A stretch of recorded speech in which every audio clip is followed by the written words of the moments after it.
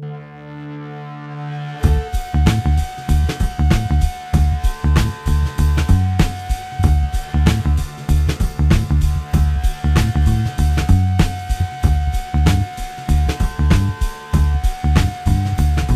everybody to the Nightly News Podcast.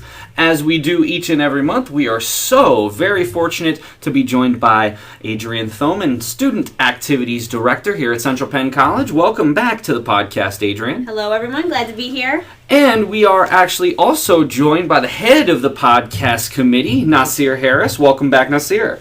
Happy to be here. You know, obviously we will get to Adrienne's featured 3 events of the month of September. And even though we only have 3 full weeks of classes left, there are all kinds of really, really cool things going on. But that brings me to my first question, Adrienne. Some of the students out there, this may be their first opportunity that they've gotten into a finals week.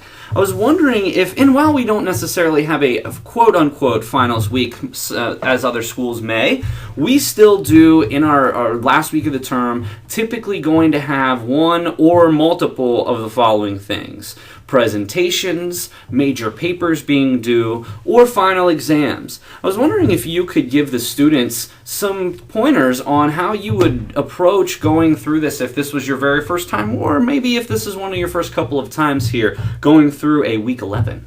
Okay, so I'm going to give you my top 3. I've got 3 tips for you. The first is I would suggest that you connect with your professors. Make sure you know what to do, what those deadlines are, reread the syllabus, make sure you're well aware of what you have to get done in these last couple weeks, and then take advantage of the resources to get them done. So if you know you have that paper due, get into the writing center, make sure it's ready to go, and maximize as many points as possible there at the end. I would also say start early. Don't wait until week 11 to say, I don't have a grade as good as I would like it to be. Take a look at it now, see what you need to do, and start right now. May I interject on that point? One of the things that I've noticed, and I've been here about 3.5 years now, and one of the things that I have noticed frequently is that students wait until the very last or next to last day, if let's say they've got a 0 in their grade book, to ask me why they have a 0. And I get it. Some people may have just overlooked an assignment, maybe thought they turned it in and didn't.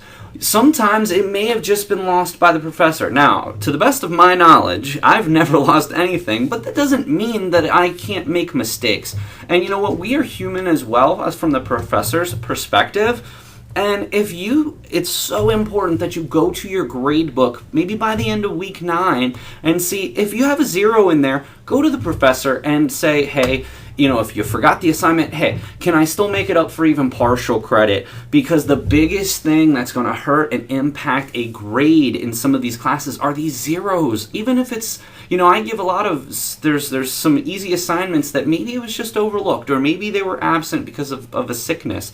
Come back, ask the professor. Now, I can't guarantee that all your professors will give you the opportunity to turn that assignment back in. But if you go to them, if you explain what happened, there's at least a small chance that could happen. So I'm so sorry to interrupt you, Adrienne, but I wanted to make that point. Very good point. My final point was just to make sure you're going to be up late studying, you're going to be cramming, you're going to be doing all those things. Just make sure you take time for you. It's important that you are taking care of yourself, that you're making sure you're getting sleep. I know you're going to be up late studying, but sleep a little bit too. Drink water, eat healthy. Get out and take a run to kind of move things around and shake your brain a little bit. And then come back to it. So make sure you're taking care of yourself in the process. So another thing, Adrienne, maybe the students could do is check out Zumba on Wednesday afternoons from 4:30 to 5 in the dance studio. That might shake some of those cobwebs out. Absolutely. And so now, another thing that I wanted to run through with you before we get to your featured 3 events, there's all kinds of things going on over the last few weeks of the course. One of the things I did want to point out is, one of the comments that I get from students about the Central Penn life here is that there really isn't a whole lot of transportation, maybe as much as some of our students are used to back home. But you do something really cool. Obviously, you do all kinds of shuttles, all kinds of different places throughout the term, if you register online, of course. But something that we were just talking off air that's a little bit more popular is the shuttles to the train station. You have 2 of those coming up this month on Friday the 2nd of September, and of course the Friday of week 11, the 16th, and they both leave at 4 p.m. I was wondering if you could just share a little bit about where you're going and what the time frame is, and do you look at when the trains are going to some of the more popular locations? Is that sort of what determines when you leave? Well, we know that our students here, we don't have as much public transportation as some of our students are used to. So we really try to give them options. You need your groceries. You need to go to the mall every once in a while. You need to go to Target. So we try to get some of those common locations and get shuttles that run there. It always depends on when the van's available and when a driver's available. Typically we go out 1 to 2 days a week somewhere. Train station, we have a lot of students that are heading back to Philly over the weekend, so we try to give them an opportunity to get your ride home for the break. And certainly, if the shuttle van's reserved and you need to go somewhere that's nearby where we're scheduled to go, there's a little flexibility there too. We'll take you along. I think that's one of the greatest things about how our school operates, because we're not that huge school and we can sort of cater to some of the students' needs. I want to turn it over to Nasir here for a student's perspective. Nasir, now you are currently a sophomore? Yes. Okay, and so you've been doing this for a little while. Yes, I have. Just curious if you could share with maybe any of our freshman students, what were some tips that you had for, getting through your first couple week 10 and week 11 of the term? My biggest tip is not to procrastinate. Make sure you have all your work in on time, and make sure you have everything with your professor straight, so when the week of 10 and 11 rolls around, you're not panicking and trying to get everything done at once. And that's, again, back to the point I was trying to make a little bit earlier with Adrienne. It's always at the last minute that I have people trying to get in touch with me, and I don't know why I have a 0 on this or that. One of the best things, and I just can't echo this enough, that Nasir just mentioned, you got to make sure if you have a 0 or an assignment hadn't been turned in, to make sure that you're on the same page with your professor. Shoot them an email, go back to the syllabus, check out when their office hours are, and stop in. Do you have any other tips for the students, just in a general sense, for how to get through finals week? One of my biggest tips is use the Writing Center and make an appointment online with the Writing Center, because week 10 and week 11, they are really booked up. So you might try to go there and get an assignment done, and they could be booked up for like 2 hours, and you can't get what you need done. So get online, make an appointment, and make sure you schedule it in a proper time so that you can have your assignment done. And Good advice. Excellent advice. And Nasir, ironically enough, the Writing Center is what brought you to the nightly news. Do you want to talk a little bit about that to us? Yeah, I was having trouble with a class. It was media writing, and I went to the Writing Center, and Nick, who used to be the president of the media club, was in there, and he was helping me with my work, and that's how he introduced me to the media club. And the rest is history. You're now in, the committee member, the committee leader of the podcast committee that we have, and huge news coming up in a future podcast about the plans that we have for our future podcast studio. So we're looking forward to that. Adrienne, before we get to your featured 3 events for the month, I just want to put in a little shameless plug for my own LinkedIn workshop. One of the things that I've been doing here, even since I was a part-time instructor, I have always, every term, done a social media related workshop. My original one is called Digital Media and the College Student. We had a podcast about that last term. A little bit more just talking to the students about how important it is to be professional on social media, and a little bit of a preview to LinkedIn. So this is sort of the second part of a 2-part series, and in which this time we're going to talk a little bit more about LinkedIn and why it's so important for the students. Next term, in the final part of the series, is we're going to be talking a little bit more about blogging And we'll certainly have a lot more information about that too. But if you're interested in starting a blog, I would highly recommend to keep an eye out for that workshop that will be coming up in the fall term. So that LinkedIn, the Time Is Now workshop, that will be Tuesday, September the 6th at 4 o'clock from 4 to 5 p.m. and it'll be in Milano 13. I don't ask that you register, but what you may be able to do is some of the instructors are actually giving some extra credit points if you come by. So hopefully the room is large enough. We've had some issues in the past of having a full house. So good problem to have. Of course, and I'm certainly not complaining. It's just, we want to make sure we have chairs for everybody. All right, that brings us to our staple segment of every time that Adrienne comes on the air. Adrienne's featured 3 events. Adrienne, what do you have this month for us? Okay, big 3. First, I have to give a little shout out to our night writers. This is an annual event that they do. I'm so proud of all the things that our clubs are involved in, and this is one annual event that's just absolutely incredible. It is the Poetry Slam that'll happen on Wednesday, September 7th. It's a competition. You can bring your own original pieces and perform. I am always just awed by our student talent. So that's an incredible night. You don't want to miss it. And Norm Geary, Vice President of the Media Club, actually just wrote a story about that. And that story should already be up on the Nightly News blog. So please, for much more information about that, please look at the blogs.centralpenn.edu/nightly news. All right, number 2, I'm going to throw out Late Night Breakfast. It happens on Thursday, September the 8th. We do this every term, week 10. It's a great opportunity while you are up late, cramming for those finals, which we talked about. Time to have a little breakfast food. We're going to be there down in Night and Day Cafe late at night, 10 to 11:30. Faculty, staff come out. We make you some French toast. We make you some bacon. Give you a little bit of break from studying, just a little bit of social time. This term, we are actually going to announce the nominees for Homecoming Court at Late Night Breakfast. So that's a big thing that's going to be happening, so you don't want to miss that. So make sure you're there for that announcement too. And would you mind, especially to some new students, would you mind talking about how our homecoming court is a little different than maybe what they're used to in high school, or maybe what they're used to at another college? So our homecoming court actually has to get nominated. We'll have nominations for both king and queen. Those nominations will be taken to a committee who will select who will represent and actually run in the elections. There'll be open elections that you'll get to vote on who your homecoming king and queen will be, and then they'll be announced at Fall Harvest, which will be Saturday, October 22nd. Fall Harvest, one of the greatest times, and I'm sure will be part of the featured 3 for October. Absolutely. What was your third featured 3 event? Final event is the Cram Jam.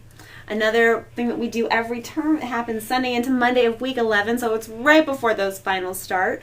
New this term is actually going to be led by our Activities Advisory Board. So we're really excited to see what our students add to this event.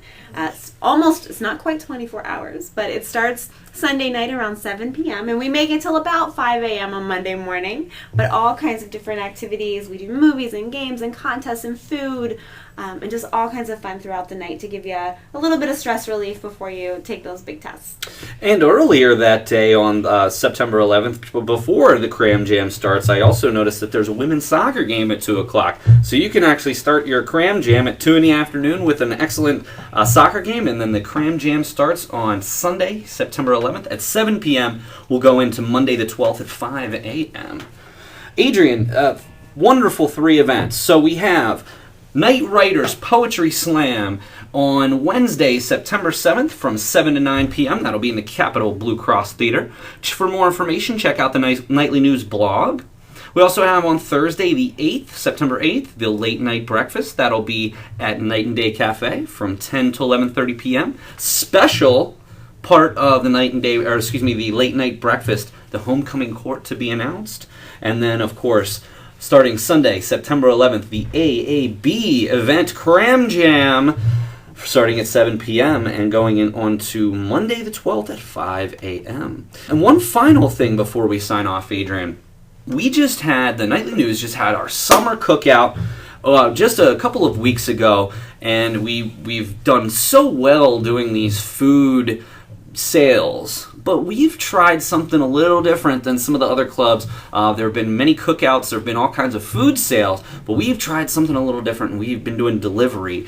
And while it does make it a little tougher on the club guys, I'll fully admit, we are so pleased, and we just wanted to put a thank you out there to not only you, but to everyone listening for supporting us. We made an extra $150. Oh, that's great. That's going into our club treasury. And so now we are going to continue working.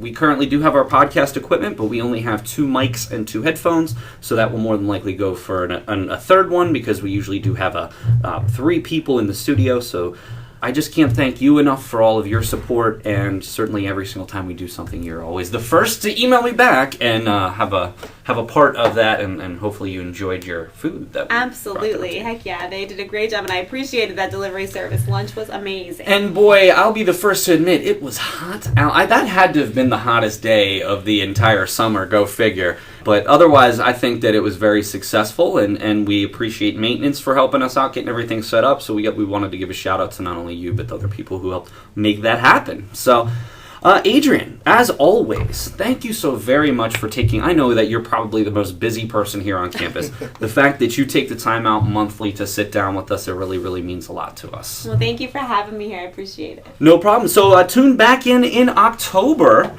for Adrienne's featured 3 events of October, one of which I'm sure will be Fall Harvest. So we'll catch back up with you, and we'll catch back up with Adrienne then sometime next month. All right, for the Nightly News, this is Paul Miller, Nasir Harris, Adrienne Thoman, signing out, and we'll catch you again next time on the Nightly News Podcast.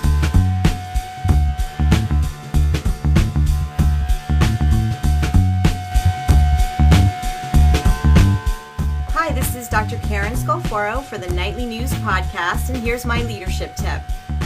Reflect on your performance at the end of every day and critically self-assess. By identifying things you could have done better, you'll learn from those mistakes and do better tomorrow.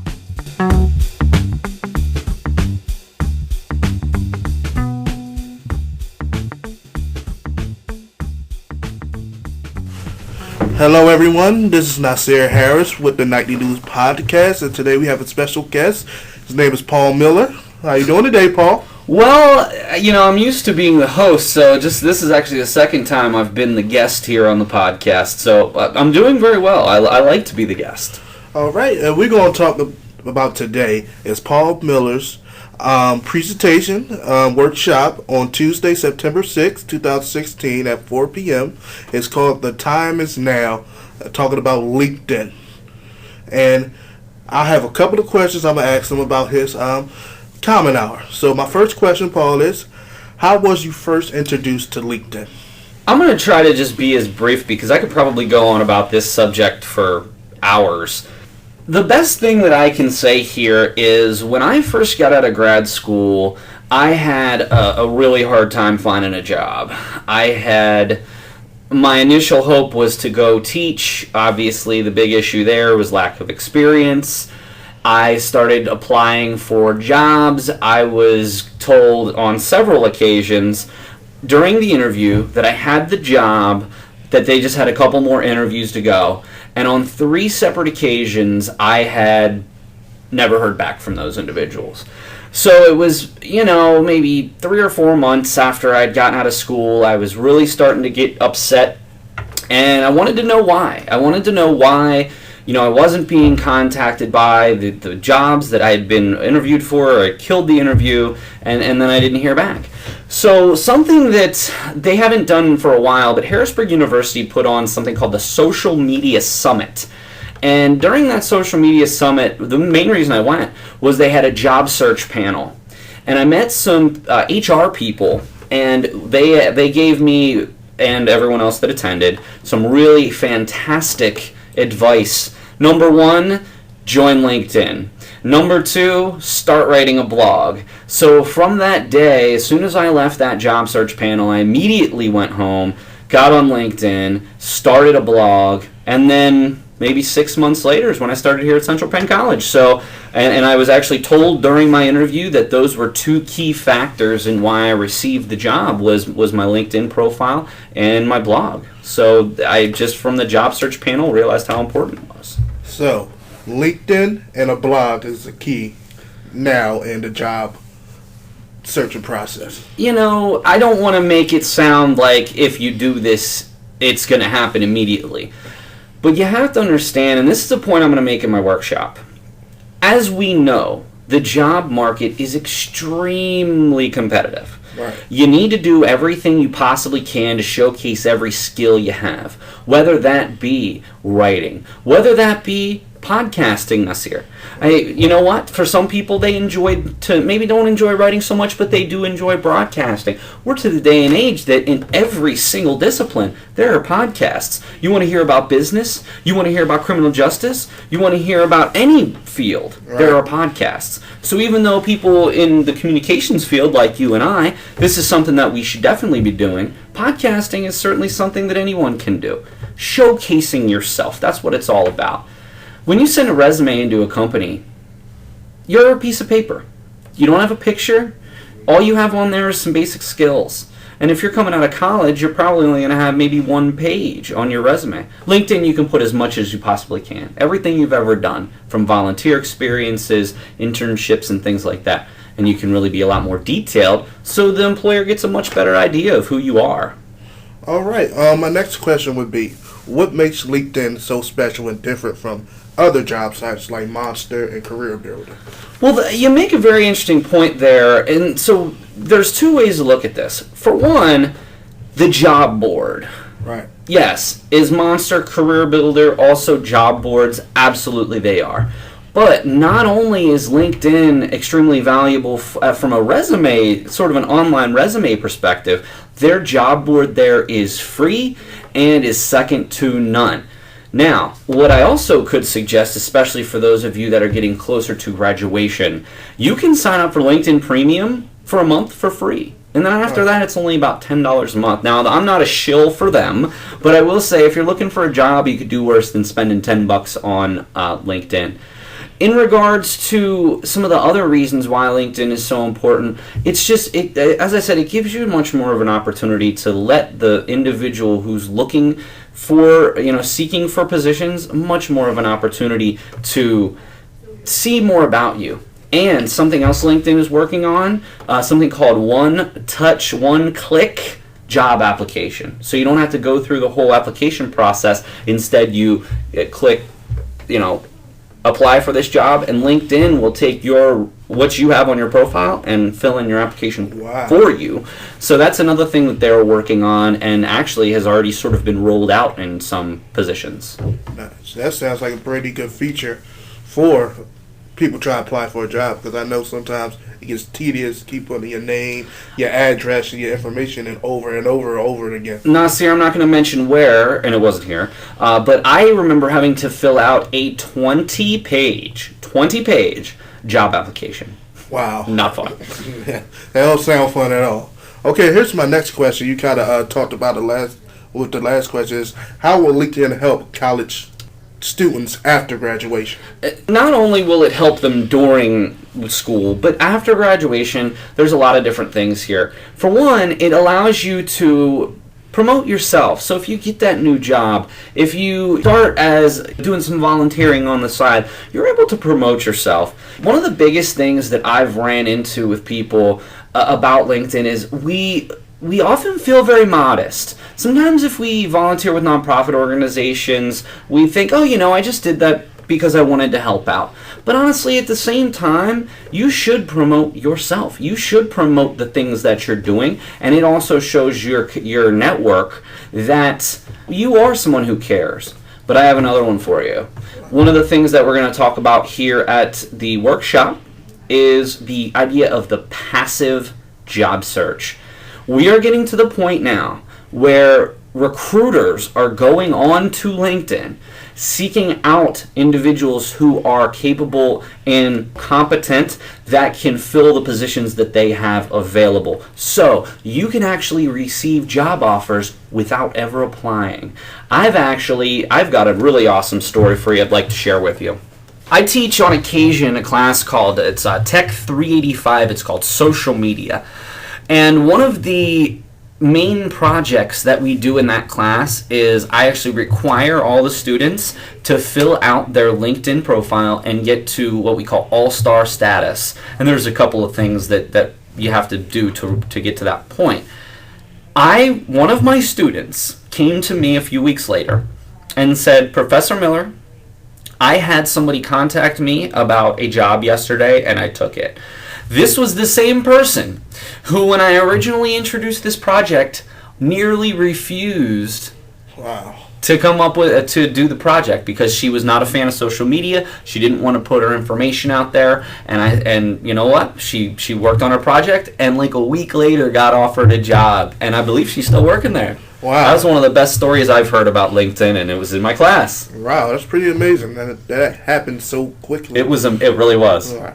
So on LinkedIn, you kind of have a profile similar to like Facebook or any other type of social media, and you have your picture on there. What kind of picture should a person have on their LinkedIn profile? This is actually going to be one of the things that we go into a fair amount of detail in the workshop, but it's very important just to be professional. I mean, Nasir, we don't have to go get professional photos taken anymore.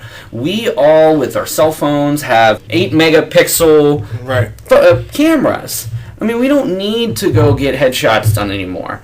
All I suggest is look professional from the waist up, stand behind any background with a decent lighting, and frankly, that's really all you need.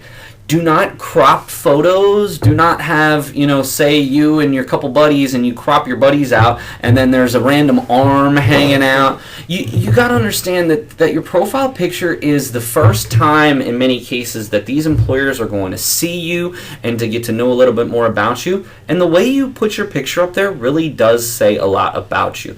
Don't do the old camera in the mirror routine either. Okay. Get someone else to take your picture. Also, career services at some of their events, I can't guarantee every single one, but I know at some of the events they do, they actually have a LinkedIn photo booth. We have a couple of students here who have gone on to become photographers, and they've actually done a LinkedIn photo booth, and really, really high quality, all free of charge. Nice. That's pretty cool. So what other things should be on your LinkedIn profile? Absolutely, it's got to be your experience. Steve and his team at Career Services always comes to my workshops because I do like to spend some time allowing them to talk about the services that they have. But one of the things that I would always suggest is this, and I'm not trying to steal Steve's thunder here, Steve Hassinger, Career Services Director, but he always talks about transferable skills. Do you work right now, Nasir? Yes, I do. And where do you work? I work at the Wine and Spirits on Jonestown Road. So, even though that's not probably your long-term career goal, right? If you can think of some of the things that you're doing at the Wine and Spirit shop, I mean, you got to look at it this way. You have to be on time, right? You have to have a register. Right. So they obviously trust you to maintain a drawer. You're responsible probably for making sure that the product is going in the right places. Working with customers, you may have to deal with unruly customers. Right. Hopefully not very frequently, but so these are all things that are called transferable skills, and things that no matter what job you're going for, even if you do work in customer services, those are some of the skills that are going to be important. Also, volunteer opportunities, volunteer experiences that you've had. The very best piece of advice that I can ever give anyone while they're seeking employment, volunteer in the community. Not only is it going to be an excellent way for you to network, but it's also going to be a way for you to give back. And, I always say, as horrible as this is to hear sometimes, I always get this question. Well, they won't hire me because I don't have experience, but how am I supposed to get experience? The easy answer here is sometimes you have to work for free. And I know that people hate to hear that because we've got busy lives, we've got bills, student loans, books, but you got to work for free sometimes. That's how you gain that experience that you need. Right. Well, I would like to thank you for your time and talking to the Nightly News podcast today about your workshop that's coming up. And everybody remember, Paul Miller's doing a workshop on LinkedIn. It's called The Time Is Now, Tuesday, September 6th, 4 p.m. And what room would it be in? We're going to be in Milano 13. It does fill up quickly, so if you do want a good seat, make sure that you get there a little bit before 4 because we do start promptly right at 4 o'clock. Okay, well, thank you for your time. And this is Nasir Harris with the Nightly News Podcast.